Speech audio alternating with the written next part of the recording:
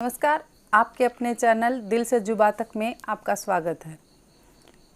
कल ट्विटर पर आम आदमी पार्टी के एक वरिष्ठ नेता संजय सिंह ने एक ट्वीट किया। वो खुद ही जानकारी दी कि उनके घर के बाहर जो नेम प्लेट है उस पर किसी ने कालिख पोत दी और उनके घर पर हमला किया। अब उन्होंने खुद जानकारी दी है तो उनसे पूछा गया कि ये सब ऐसे हुआ क्यों, तो वो खुद ही इस बात को एक्सप्लेन कर रहे हैं, बोल रहे हैं कि उन्होंने जो राम मंदिर निर्माण की जो ट्रस्ट है उसके ऊपर जो उन्होंने घोटाले का इल्ज़ाम लगाया है उससे अग्रेसिव होकर के आरएसएस वालों ने ये सब किया है। तो मेरा उनसे एक सवाल है, मैं ये पूछना चाहती हूँ कि हर घर के बाहर सभी अपने अपने अकॉर्डिंग एक सीसीटीवी कैमरा लगा लेते हैं, तो क्या उस कैमरे में वो लोग रिकॉर्ड नहीं हुए कि वो कौन थे, कहाँ से आए थे और किस मकसद से आए थे, या फिर वो कालिख किसने पोती वहाँ पे? चलो अगर उन्होंने पर्सनली अपने घर के बाहर कोई कैमरा नहीं लगाया, कोई बात नहीं। हम केजरीवाल सरकार को ले लेते हैं। केजरीवाल सरकार 1,40,000 सीसीटीवी कैमरे तो पहले लगाने का वो बोल चुकी है और 1,40,000 लग रहे हैं, ये कहती है, दावा करती है। मतलब 2,80,000 कैमरे दिल्ली में लगाए जा चुके हैं या लग रहे हैं। तो क्या किसी एक कैमरे में भी ये नहीं आया कि उनके घर के बाहर ये जो कालिख पोती है कौन है? उन्होंने खुद ही ये सोच लिया कि वो आरएसएस वाले हैं और ये कालिख पोत के गए हैं। हम इस बात को कैसे माने? क्या इसका कोई प्रूफ है?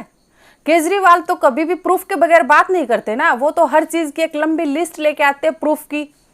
किसी का भी घोटाला होता है, कोई ब्लैक मनी की बात होती है, सभी के लिए प्रूफ लेके आते हैं। तो वो ऐसे कोई किसी के ऊपर एलिगेशन कैसे लगा सकते हैं? इसका कोई प्रूफ पहले दें। और जब उनसे पूछा गया, वो खुद ही अपने आप को इसमें घसीट रहे हैं, क्योंकि कोई बात नहीं कर रहा ना। 3-4 दिन पहले भी उन्होंने न्यूज़ पे, सोशल मीडिया के सामने या कई जगह उन्होंने ये सब फैलाया कि राम मंदिर निर्माण की जो ट्रस्ट है उसके अंदर घोटाला हुआ है। उन्होंने खुद ही ये बात सोशल मीडिया में फैलाई कि राम मंदिर निर्माण की जो ट्रस्ट है उसमें 16.5 करोड़ का घोटाला हुआ है। अभी 16.5 करोड़ का घोटाला हुआ है, ट्रस्ट में हुआ है, तो वो ट्रस्ट और उसके मेंबर्स देखेंगे ना। अभी आपको उससे क्या प्रॉब्लम है? अभी आपके यहाँ पे जो अभी इतने घोटाले हो रहे हैं, क्या आप उन सब का रिकॉर्ड रखते हैं? अभी आपने ये जो सीसीटीवी कैमरे जो लगाए हैं, क्या आपके पास इन सभी का रिकॉर्ड है कि आपने कितने कैमरे लगाए, कितने चल रहे हैं, कितने पैसों में आए? कुछ छोड़िए, हम इस पर भी बात नहीं करते। अभी उनको 16.5 करोड़ रुपए से प्रॉब्लम है, लेकिन जो केजरीवाल सरकार ने आवंटित की गई 590 करोड़ रुपए की राशि में से 270 करोड़ रुपए सिर्फ अपने विज्ञापनों पर खर्च कर दिया और पूरी दिल्ली को उन्होंने होल्डिंग और बैनर से फुल कर दिया सिर्फ अपने विज्ञापन पर। क्या वो इसका हिसाब देंगे? क्या वो पैसा जनता का नहीं है? उन्हें 16.5 करोड़ रुपए सिर्फ हम लोगों के चंदा जो हमने दिया, ना कि आम आदमी पार्टी या किसी और संस्था ने, हम हिंदू समाज ने वो 16.5 करोड़ रुपए दिए। क्या संजय के पास इस चीज का जवाब है कि उनके पास मंदिर की ट्रस्ट के जो 16 करोड़ रुपए हैं उसका तो उनको हिसाब रखना है, उसके लिए तो वो कोर्ट भी जाएंगे। क्या ये जो पैसा जो केजरीवाल सरकार विज्ञापनों पे खर्च कर रही है, क्या ये जनता का पैसा नहीं है? क्या इसके बारे में वो कुछ नहीं बोलेंगे? पूरी दिल्ली को जो होल्डिंग्स और बैनर से फुल कर दिया है, क्या इसके बारे में कुछ नहीं बोलेंगे? अपने अंदर जाके, अपने गिरेबान में जाके और फिर किसी पर एलिगेशन लगाइए। और आपको कोर्ट में जाने की जरूरत नहीं है, वो हम लोगों का पैसा है, हमने उसे चंदे में दिया है। क्यों? क्योंकि हमें नृपेंद्र मिश्रा जी जिन्हें अब नियुक्त किया गया है, हम उन पर विश्वास करते हैं कि वो सही फैसला करेंगे, सही अच्छी तरह से उसकी जांच करेंगे। आपको प्रॉब्लम नहीं है इस मामले में पैर अड़ाने की। आप अपने अंदर जाके अपने उसको देखिए कि आप लोगों ने क्या क्या कहा था और कितना आप कर चुके हैं। जब तक हेराल्ड केस और मनी लॉन्ड्रिंग केस, 2G घोटाला और इन सब के फैसले आएंगे ना, तब तक ये 16.5 करोड़ रुपए का फैसला भी आ जाएगा। आप इसकी टेंशन मत लीजिए, हमें इससे कोई प्रॉब्लम नहीं है। वो हमारे चंदे का पैसा था, हमने दान दिया था। अगर कमी रही तो हम फिर से दान देंगे, फिर हम चंदा इकट्ठा करेंगे, पर मंदिर बनवा के रहेंगे। आपका ये कोई हमारी आस्था के साथ जो खिलवाड़ करने का आपने एक प्लान बनाया है, पर हम इसे कामयाब नहीं होने देंगे।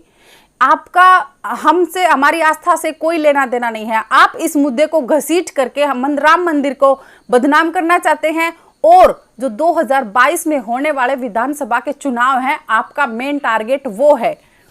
आप इस चीज को आगे से आगे घसीट करके आप सिर्फ और सिर्फ योगी सरकार और यूपी को बदनाम करना चाहते हैं। और सिर्फ आम आदमी पार्टी ही नहीं ऐसा कर रही, मैं पिछले कई दिनों से टीवी देख रही हूं, लगभग 1 महीने से मैं नोटिस कर रही हूं कि काफ़ी चैनल्स पे, वैसे तो मैं पूरा दिन न्यूज़ नहीं देखती, लेकिन मैं सिर्फ हेडलाइंस देखती हूँ, जो टॉप 100 या टॉप 50 ऐसे न्यूज़ चलते हैं, मैं वो सब देखती हूँ। उसमें 90 से 80% तक सिर्फ न्यूज़ यूपी के होते हैं। क्या हमारे 28 राज्य और 8 यूनियन टेरिटरी वाले देश में क्या सिर्फ एक यूपी ऐसा राज्य रह गया है क्या, जिसकी सिर्फ न्यूज़ पूरे सभी चैनल्स पर आती रहती है? मैं चैनल्स का स्पेशली कोई नाम नहीं लूँगी कि कौन से चैनल पर, लेकिन वहाँ पर सिर्फ और सिर्फ डिमोट किया जाता है यूपी सरकार को।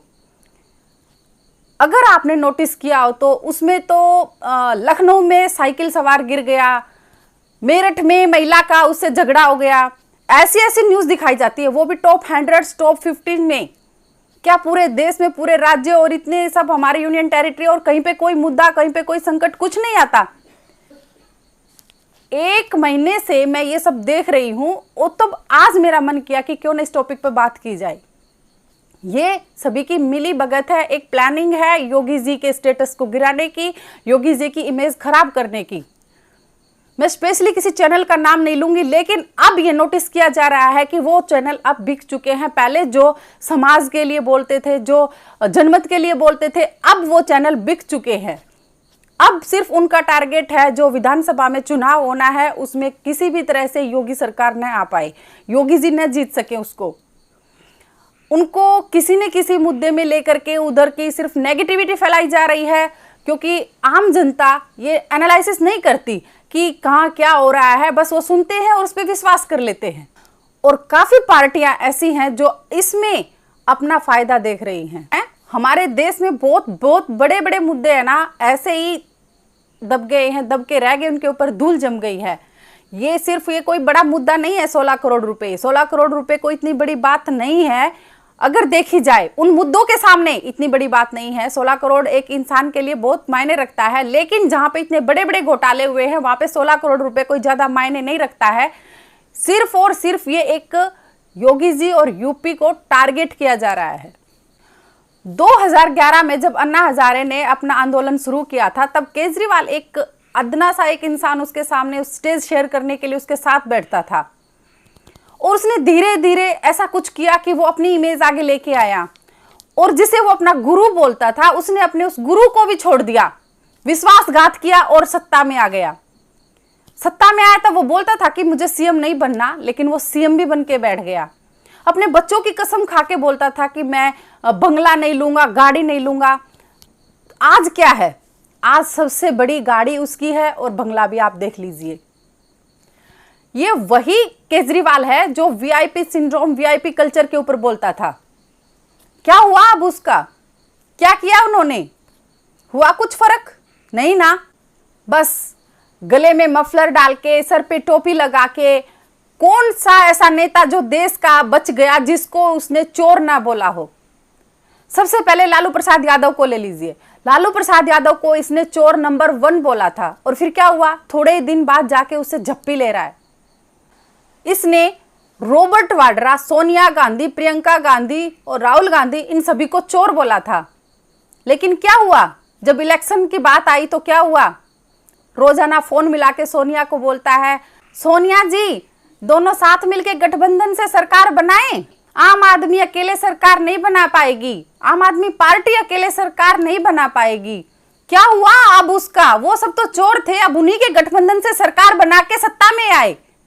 और याद कीजिए उनके नाटकों को, डबल एक्सल की शर्ट डाल के, पैर में टूटी चप्पल डाल के, एक आम आदमी होने की नौटंकी जो वो करते थे, याद कीजिए उस सीन को। ये आम जनता है ना, सच में ये बेवकूफ है, सब कुछ भूल जाती है। जो उनके सामने रहता है, जो बोलता है, सिर्फ उतना उनको दिखता है, और उसमें भी वो एनालिसिस नहीं करते कि कहां तुम्हारा फायदा और कहां तुम्हारा फायदा उठाया जा रहा है। ये वही केजरीवाल है जिसने जेएनयू में राहुल गांधी के साथ लग रहे नारों में तेरे कातिल जिंदा हैं, अफजल हम शर्मिंदा है में सपोर्ट किया था। जिसने सपोर्ट किया था उन नारों को जिसमें कहा जाता था तुम कितने अफजल मारोगे, घर घर से अफजल निकलेंगे। ये वही केजरीवाल है जब हमारी आर्मी ने पाकिस्तानी कैंप्स के ऊपर सर्जिकल स्ट्राइक किए थे तो इसने सबूत मांगे थे।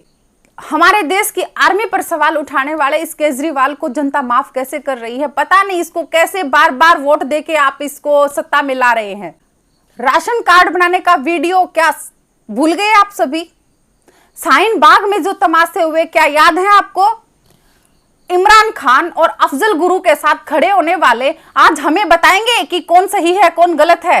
और हर कहीं जाकर के सिर्फ और सिर्फ अपनी राजनीति चमकाने वाले वो ये कहने वाले कि 12% मुस्लिम सभी इकट्ठा हो जाओ, मुस्लिमों को सपोर्ट करने वाले आज ये हमें हिंदू होने का वास्ता देके हिंदुओं की श्रद्धा दिखा करके एलिगेशन लगाते हैं हमारी राम मंदिर ट्रस्ट के ऊपर।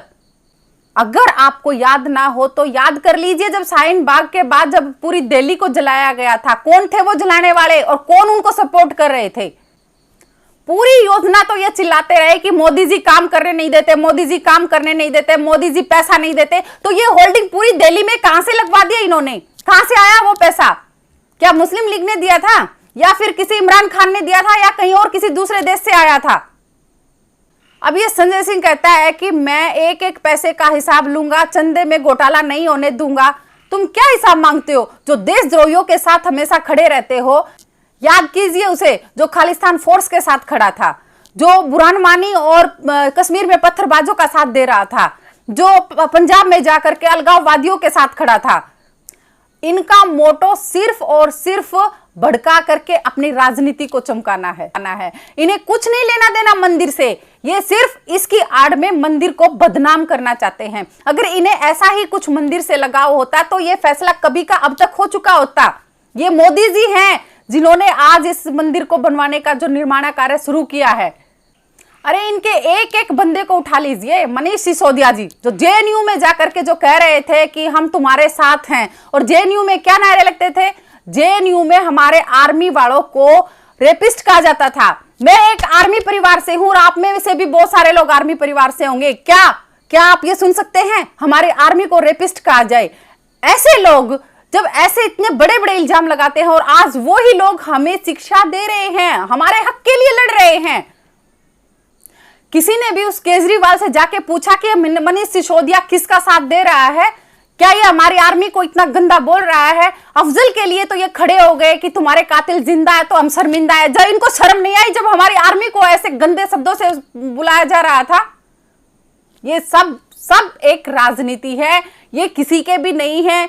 ये हम लोगों को सोचना चाहिए, हम लोगों को ये अपनी आंखें खोल के देखना चाहिए कि कहां, कब और कैसे हमें अपना वोट देना है, किसे देना है और कहां देना है। ये इनको किसी से कोई मतलब नहीं है, इन्हें जनता से मतलब नहीं है। आम आदमी पार्टी क्या किया इन्होंने आम आदमी के लिए? हाँ, कुछ लोग हैं जो इनके बहकावे में आते हैं और मैंने स्कूल चलाए, मैंने चिकित्सालय बनवाए, मैंने रोड बनवाए।